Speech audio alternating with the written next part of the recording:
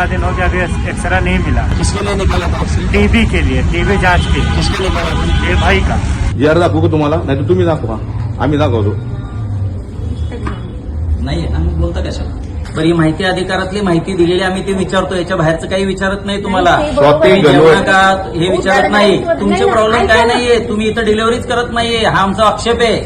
इथं 5 लाख लोकसंख्येमध्ये 2 डिलिव्हरी. सोनोग्राफीची साधी मशीन नाही तुमच्याकडे, एक्सरेची मशीन नाही. एक्सरेची मशीन पलीकडे ठेवली आहे भंगारमध्ये. मागच्या वेळी आलो तर आम्हाला इथं सांगतात तिथं उंदर आहे. त्या बाळांची काळजी तुम्ही घेणार का? मी इथं पेस्ट कंट्रोल करून घेतलं. मी अख्ख्या तुमच्या प्रेमायसेस मध्ये ना मी पेस्ट कंट्रोल केलं स्वतःच्या खर्चाने. त्यानंतर सुद्धा आता 2च डिलिव्हरी होते तिथं. दाखवा आम्हाला भंगार, दाखवा एक्सरे मशीन चालू आहे तर. मशीन आहे, वापरत नाही.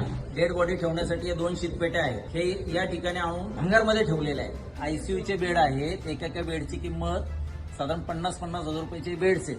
आणि यांची अवस्था काय तर उलटे पलटे करून ठेवलेले. हे कॅमेऱ्यांची अवस्था.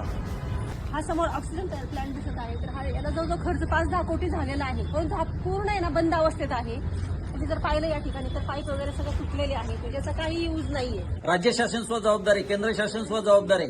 आरोग्यासारखी मूलभूत सुविधा देताना सुद्धा जर इतका दळभद्रीपणा असेल तर कुणाचा विकास चाललाय?